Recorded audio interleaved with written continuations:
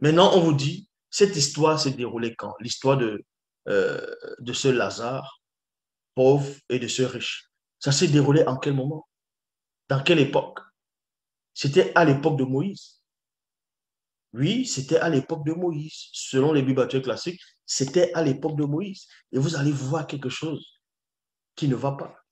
Donc, dans Luc 16, 27 à 31, Bible seconde 21, il est dit, le riche dit, je te prie alors, Père, d'envoyer Lazare chez mon père, car j'ai 5 frères. Donc, le mauvais riche, le riche, a pitié de ses frères.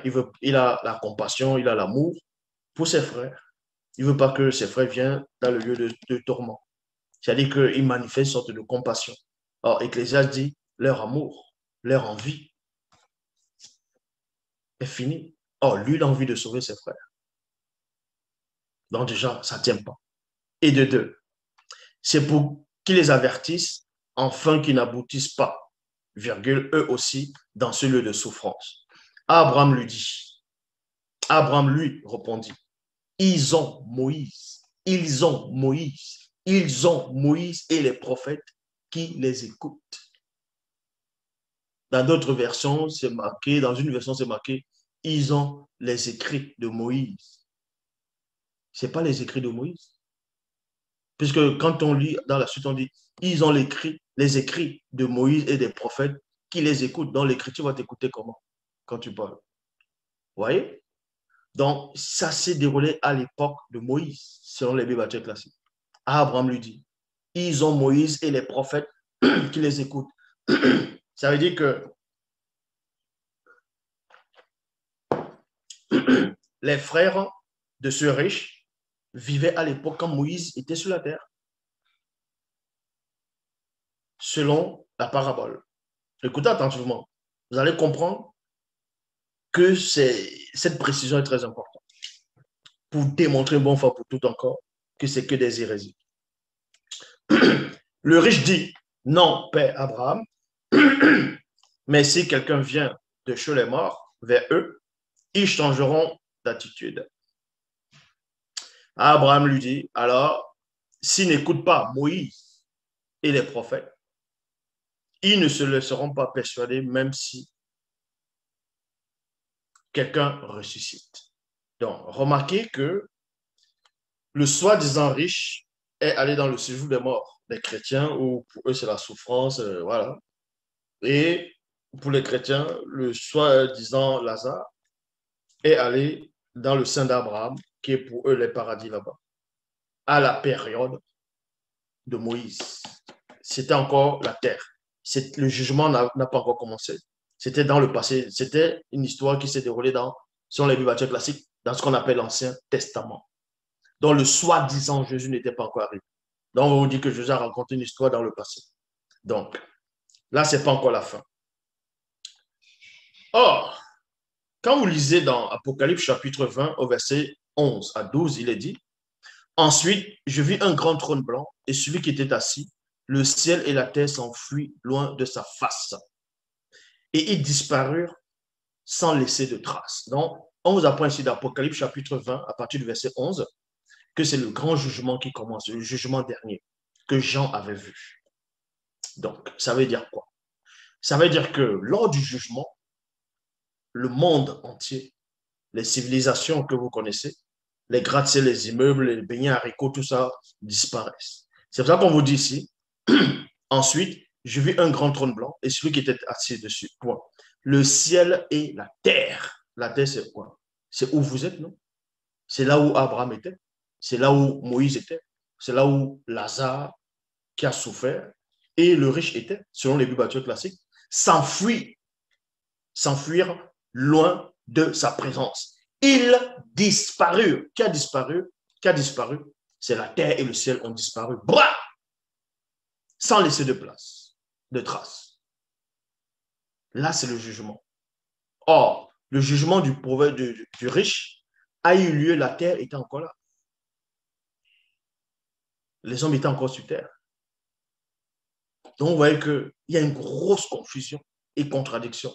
C'est pour ça qu'on dit ici dans le verset 12, ensuite, je vis les morts, grands et petits, debout devant le trône, des livres furent ouverts, un autre livre fut encore, non, un autre livre encore fut ouvert, le livre de vie, les morts furent jugés selon selon ce qu'ils avaient fait, d'après ce qui est écrit dans les livres. Dans les livres. Donc, on vous montre ici que le jugement pour tout homme, je dis bien pour tout homme, c'est-à-dire qui ne marche pas selon le verbe, seront jugés. C'est à la fin des temps. C'est pour ça que les démons eux-mêmes, ils savent ça. C'est pour ça que dans les Bibles classiques, ils disent à ceux soi-disant Jésus, es-tu venu nous tourmenter avant le temps? Parce qu'ils savent que tant que la terre est là et que les étoiles sont là, ce n'est pas le jugement. Tout ça doit disparaître et tout le système actuel doit disparaître. Et c'est là où le jugement vient. Or, Lazare, le mauvais riche a déjà eu son jugement dans l'Ancien Testament. Il souffre déjà dans l'Ancien Testament. Et dans Apocalypse chapitre 20 au verset 10, c'est là où on jette soi-disant Satan dans les temps de feu et de souffle. Donc, Satan souffre déjà. En gros, le mauvais riche va souffrir pendant des milliers d'années. Oui, depuis, on va dire, depuis au temps de Moïse, qu'il est mort, et au temps de soi-disant Jésus-Christ, là, dont vous dites tout le temps, il est arrivé il y a 2000 ans. Et jusqu'à cette époque-ci, là, maintenant. Donc, depuis ce temps-là, que Lazare est mort, que le riche est mort, il est en train de souffrir, là. Depuis ce temps-là, il souffre. Hein. Et la fin du monde, vous ne savez pas quand est-ce que ça va arriver. Et Satan est encore en liberté. Donc, depuis quand les hommes vont souffrir avant Satan? Waouh, où est la justice dedans? Non, j'aimerais bien savoir. Où est la logique? Où est la logique? Où est la logique? Qu'un homme va souffrir, soi-disant dans l'enfer maintenant. Et celui qui fait en sorte qu'il pousse les gens dans la rébellion, dans le péché, lui, il est en liberté. Il se balade comme un lion, cherchant qui dévorait. La preuve, les faux pasteurs, ils disent quoi? Allez, je te lis, Satan. Je te lis, je t'envoie dans les lieux arides. Parce que vous-même, vous reconnaissez que Satan est toujours en liberté. Or, Apocalypse vous dit que c'est dans Apocalypse chapitre 20, verset 10, que Satan est jeté dans le lac de feu, selon les Bibles classiques. Dans d'autres versions, c'est marqué où sont déjà la bête et le faux prophète. Non, ça c'est mal traduit. La version dans les Bibles classiques où c'est un peu mieux traduit, là, on dit Satan est jeté dans le lac de feu. La bête et le faux prophète seront aussi tourmentés. C'est dans ce lieu qui seront tourmentés. Donc Satan doit plonger sur les Bibles classiques en premier. Parce qu'il est le premier à pécher dans l'histoire de la création. Il est normal qu'il soit le premier à être dans un grand châtiment avant les autres. Mais vous ne comprenez pas les Écritures, quoi. Vous êtes là, des misérables. Vous voulez expliquer la parole à qui?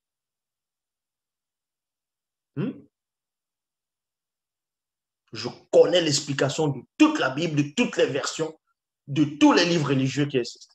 Et tout, je répète ici, tous les livres religieux, toutes les religions, sans exception, sont fausses. Je dis bien, sont fausses. La seule version authentique, c'est la Bible. Kalatambale. L'Oba se glorifie toujours.